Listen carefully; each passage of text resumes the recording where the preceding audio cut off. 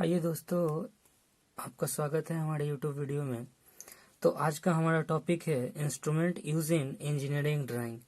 Engineering drawing में उपयोग होने वाले उपकरण, यानी कि जब हम इंजीनियरिंग ड्राइंग बनाते हैं तो हमें कौन कौन सा उपकरण यूज में लाते हैं, कौन कौन सा उपकरण का प्रयोग करते हैं, उसके बारे में जानेंगे। यह वीडियो खासकर ITI वालों के लिए काफ़ी लाभप्रद साबित होगा और जो फर्स्ट सेमेस्टर में पूछे जाने वाले ऑब्जेक्टिव सवाल को हल करने में यह वीडियो काफ़ी काम आने वाला है।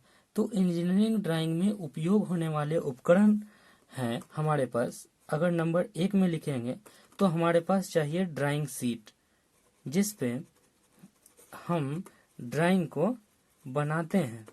तो ड्राइंग सीट अलग अलग हो सकते हैं, अलग अलग साइज का होता है। दूसरा, उसके बारे में भी हम आगे चर्चा करेंगे। दूसरा होता है ड्राइंग बोर्ड। ड्राइंग बोर्ड जिसपे हम ड्राइंग सीट को रख करके हम ड्राइंग को बनाते हैं। तीसरा होता है हमारे पास मिनी ड्राफ्टर। मिनी ड्राफ्टर एक उपकरण है जिसकी सहायता से हम अलग अलग प्रकार की लाइन इत्यादि या और भी काम करेंगे, या हम आगे बताते हैं कि मिनी ड्राफ्टर किस प्रकार का होता है, इसका यूज हम कैसे करते हैं। 4 नंबर में हम लिखते हैं टी स्क्वायर। एक टी स्क्वायर होता है जो लकड़ी का होता है, उसकी सहायता से हम हॉरिजॉन्टल और सीधी रेखा खींचते हैं। पांचवा हमें चाहिए कंपास। छठा हमें चाहिए डिवाइडर। सातवां हमें चाहिए सेट स्क्वायर जो 2 त्रिभुजाकार आकृति का होता है। आठवां हमें चाहिए प्रोटेक्टर, जिसे हम चांद भी कहते हैं। 9 हमें चाहिए फ्रेंच कर्व जो अलग अलग शेप एंड साइज का होता है।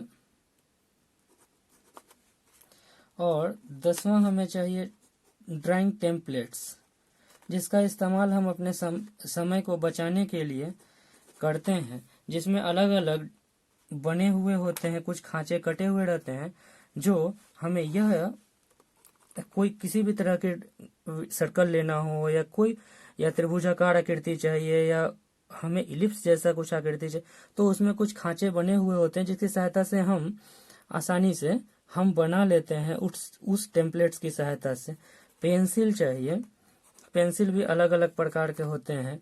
उसके बाद हमें इरेजर चाहिए ताकि कुछ गलती होने पर हम उसे मिटा सकें। तो हमें इतने तरह के उपकरण की मुख्यतः या सामान्यतः हमें जरूरत पड़ती है। तो ड्राइंग सीट चाहिए, ड्राइंग बोर्ड चाहिए, मिनी ड्राफ्टर चाहिए, T square, compass, divider, set square, protractor, French curve, templates, pencil, eraser. तो अब हम पहले चर्चा करेंगे कि ड्राइंग सीट वो होता कैसा है या इसका यूज हम कैसे करते हैं। तो ड्राइंग सीट एक कागज का पेज है, या हम एक कागज लेंगे जो अलग अलग डायमेंशन का होता है, जिसपे हम, और ड्राइंग सीट की खासियत ये भी है कि वो हम अपने आवश्यकता अनुसार सफेद ही लेते हैं ताकि हम आसानी से उस पे किसी भी तरह के ड्राइंग को बनाएं तो हमें साफ और स्वच्छ ड्राइंग मिले। तो वेरियस टाइप का, अलग अलग डिफरेंट टाइप का ड्राइंग सीट होता है। तो ड्राइंग सीट को हम मुख्यतः 5 भागों में बांटते हैं। तो उसको अगर हम बांटेंगे तो हम इस तरह से एक टेबल बना लेते हैं जो आपको याद रखने के लिए या ऑब्जेक्टिव क्वेश्चन को हल करने के लिए काम में आएगा। तो हम सबसे पहले हम क्या करते हैं, एक साइड में ड्राइंग सीट को लिखेंगे।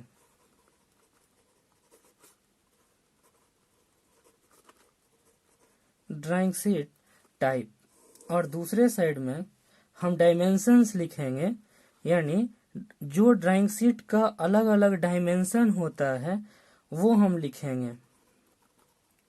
डायमेंशंस लिखेंगे तो डायमेंशन में हम लेंथ इनटू विड्थ का प्रयोग करते हैं, जो mm में होता है, यानी मिलीमीटर में होता है।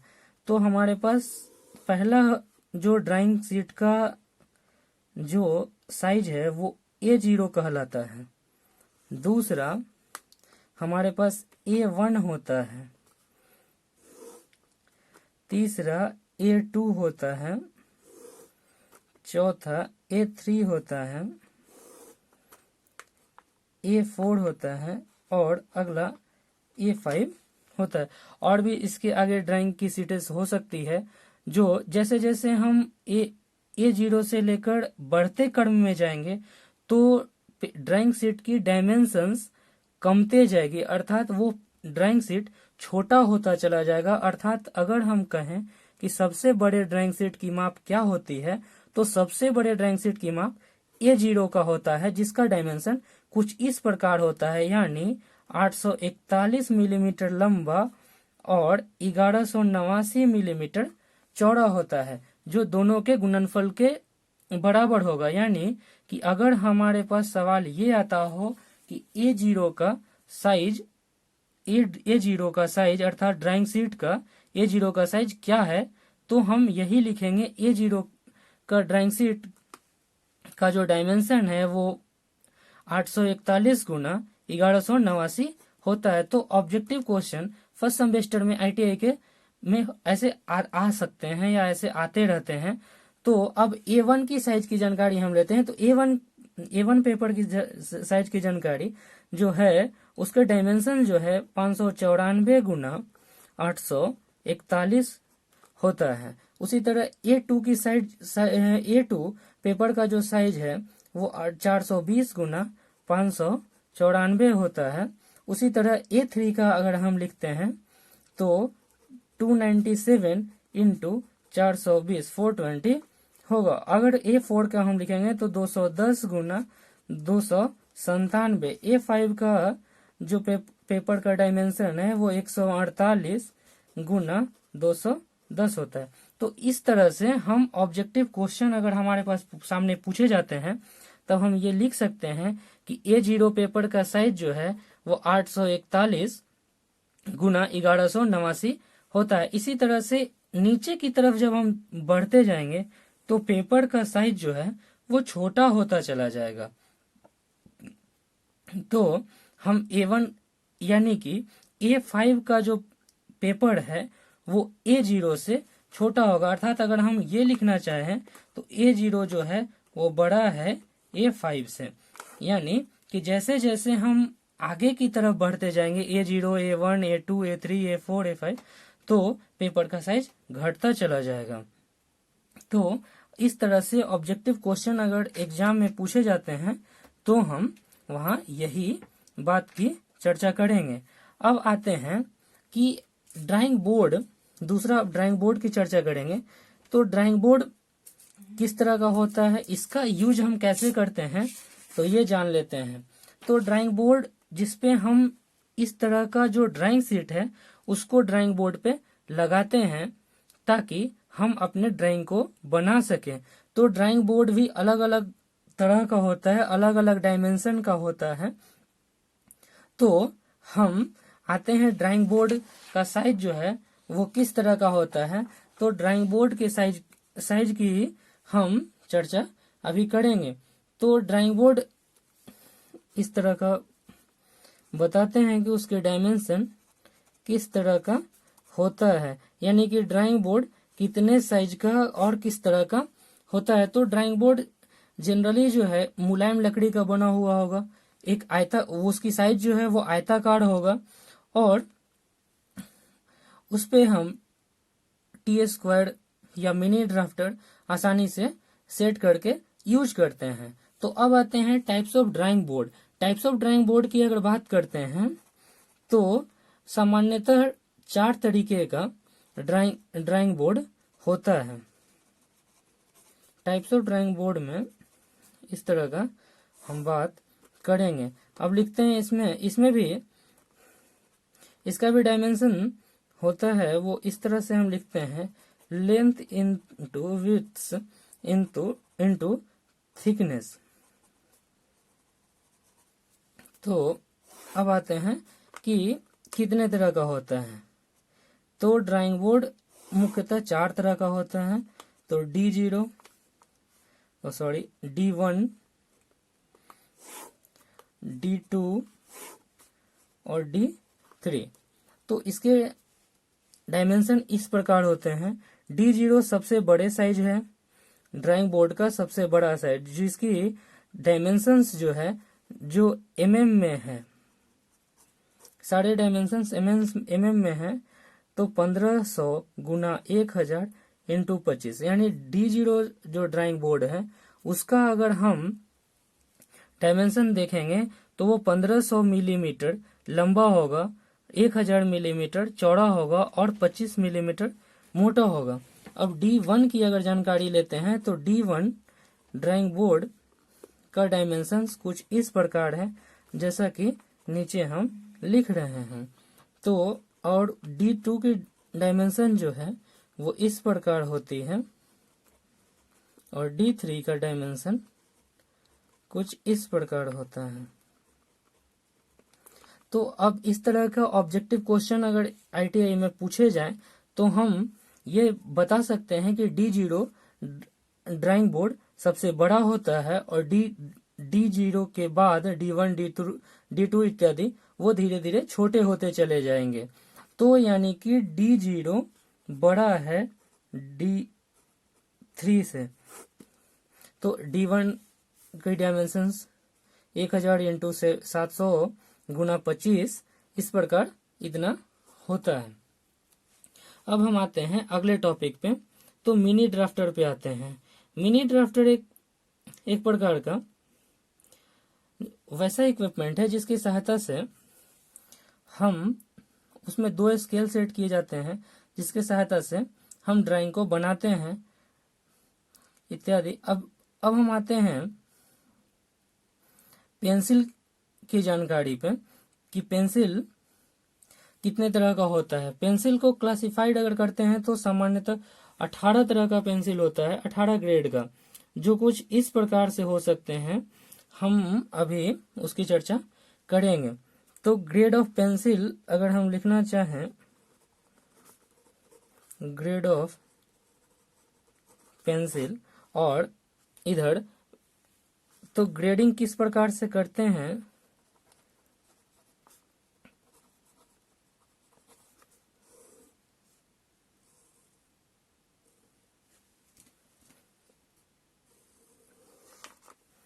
तो सामान्यतः ग्रेडिंग करने का तरीका जो है वो इस प्रकार से है। तो हम 9H से शुरू करते हैं। 9H पेंसिल जो है सबसे हार्ड होगा,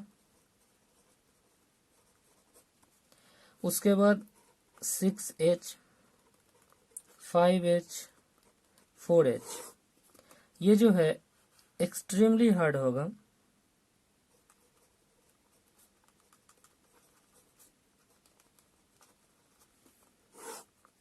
उसके बाद 3H वेरी हार्ड होगा। 2H हार्ड होगा। अब H आते हैं। H जो है मीडियम हार्ड कहते हैं इसको। उसके बाद F फ्रेम जिसको बोलते हैं, और HB ये भी मीडियम हार्ड पेंसिल ही है। उसके बाद हम आते हैं बी में क्या होता है, सॉफ्ट एंड ब्लैक होता है, यानी कि मीडियम सॉफ्ट और ब्लैक होगा। उसके बाद हम 2B पे आते हैं। 2B जो है वो सॉफ्ट एंड ब्लैक होगा। उसके बाद 3B पे आते हैं तो वेरी सॉफ्ट एंड ब्लैक होगा। अब हम थोड़ा इधर पेज पे इधर लिखने की कोशिश करते हैं। तो अगला जो है वो 4B, 5B और 6B। तो इसका जो है वो very soft and very black होगा। उसके बाद 7B, जो सॉफ्टेस्ट होगा। यानी कि पेंसिल की ग्रेडिंग हम कुछ इस प्रकार से करते हैं। तो हम मोटे तौर पे सामान्यतः मोटी बातें अभी हमने चर्चा किया कि पेंसिल का उपयोग कहाँ करेंगे, पेंसिल कितने की ग्रेडिंग जो है वो किस तरीके से करते हैं और किस पेंसिल की खासियत क्या होती है। तो जैसे जैसे पेंसिल को ऊपर की तरफ जब जाएंगे, हम HB पेंसिल से ऊपर की तरफ जब जाएंगे, तो मोटे तौर पे याद रखेंगे कि पेंसिल जो है, पेंसिल की जो प्राकृतिक है यानी कि जो नेचर है वो हार्ड होता चला जाएगा। और जब HB पेंसिल से नीचे की तरफ जब हम जाएंगे तो पेंसिल का जो नेचर है वो मुलायम और काला होता चला जाएगा, यानी कि वो सॉफ्ट रहेगा और काला रहेगा। तो अब आते हैं कि कौन से पेंसिल का यूज हम कंस्ट्रक्शन को बनाने के लिए, यानी कि किस ग्रेड का पेंसिल हम यूज करते हैं बनाने के लिए। तो हम इस तरीके से अगर एग्जाम में सवाल पूछे जाएं तो हम ये ऑब्जेक्टिव क्वेश्चन आसानी से सॉल्व कर सकते हैं कि 9H पेंसिल का नेचर क्या है या किस तरीके का होता है। तो हम वहां पे हम टिक लगा सकते हैं या कलर कर सकते हैं कि वो सबसे हार्डेस्ट होता है। उसी तरीके से हम नीचे की तरफ जब चला जाएंगे तो 7B पेंसिल जो है वो सबसे सॉफ्ट होता है, और 4B, 5B और 6B जो है वेरी सॉफ्ट और वेरी ब्लैक, यानी कि बहुत मुलायम और बहुत काले रंग की लकीर उससे आएगी। अब अगर हम आगे चर्चा करेंगे तो हम बनाते हैं एक और टेबल, जिससे हमें ये जानकारी प्राप्त हो जाएगा कि कौन से ग्रेड के पेंसिल से हम क्या यूज करते हैं, कौन से लाइन को खींचेंगे। तो ग्रेड ऑफ पेंसिल, और एक साइड लिखते हैं यूज टू ड्रा, यानी कि कौन से लाइन को खींचने के लिए। तो सामान्यतः हम 4 तरीके का पेंसिल हम इंजीनियरिंग ड्राइंग में यूज करते हैं। फर्स्ट नंबर यानी कि आपका 3H, सेकंड नंबर आपका 2H, और थर्ड नंबर में अगर हम लाते हैं तो वो H हो जाएगा, और 4 नंबर में हम अगर आते हैं तो HB पेंसिल का यूज होगा। तो 3H पेंसिल का यूज जो है हम कंस्ट्रक्शन लाइन को खींचने के लिए हम करते हैं। तो कंस्ट्रक्शन लाइन क्या होता है वो हम अपने अगले वीडियो में बताएंगे। जब हम एक लाइन का चैप्टर शुरू करेंगे तो हम उसमें बताएंगे कि कौन से लाइन को क्या कहते हैं, कंस्ट्रक्शन लाइन किस तरह का होता है और वो कैसे खींचते हैं। तो आज हम पेंसिल के ग्रेड का यूज हम कौन से लाइन को खींचने के लिए करते हैं। तो यहाँ पे हम कंस्ट्रक्शन लाइन को खींचने के लिए 3H पेंसिल यूज करते हैं। 2H पेंसिल का यूज जो है हम डायमेंशन लाइन को, सेंटर लाइन को खींचने के लिए और हिडन लाइन खींचने के लिए यूज करते हैं।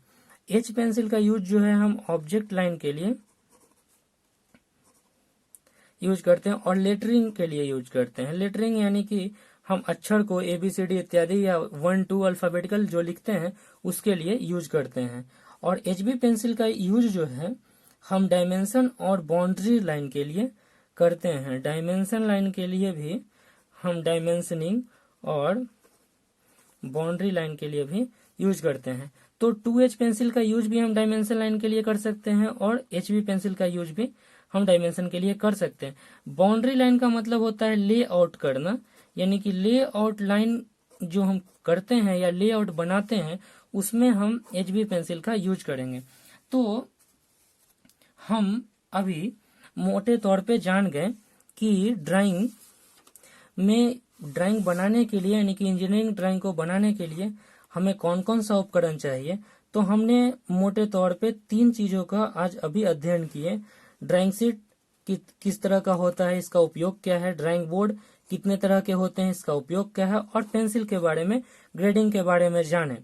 दूसरा mini drafter, T² compass, divider, set square, protractor, French curve, templates और इरेजर के बारे में तो सामान्यतः सभी लोग जानते हैं।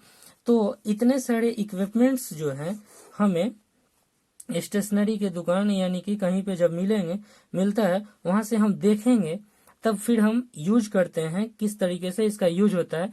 अगले वीडियो में जब हम आइसोमेट्रिक या ऑर्थोग्राफी व्यू बनाएंगे तब हम एक एक करके इन सभी चीजों का चर्चा हम वहां पे करते चले जाएंगे, ताकि आपको देखकर और उस वस्तु को समझने में काफी आसानी होगी और सहूलियत होगी। इस तरीके से आज हमने 3 चीजों का अध्ययन किया, जो ड्राइंग शीट किस तरह का होता है, ड्राइंग बोर्ड किस तरह के होते हैं, पेंसिल के का ग्रेड क्या है, कहाँ पे कौन सा यूज करते हैं। तो आईटीआई के फर्स्ट सेमेस्टर में टोटल ऑब्जेक्टिव क्वेश्चन पूछे जाते हैं, जो इन्हीं सब से रिलेटेड ऑब्जेक्टिव क्वेश्चन होते हैं। अर्थात ड्राइंग बोर्ड की साइज क्या होती है, पेंसिल का ग्रेड, कौन सा लाइन कैसे खींचेंगे, किस लाइन को खींचने के लिए कौन सा पेंसिल का यूज होता है। तो यह वीडियो आपको उन सब ऑब्जेक्टिव सवालों को हल करने में काफी मदद करेगा। तो इन्हीं सब चीजों के साथ अभी इस वीडियो को हम खत्म करते हैं और मिलते हैं नई वीडियो के साथ, जिसमें हम एक अलग चीज के बारे में चर्चा करेंगे। धन्यवाद।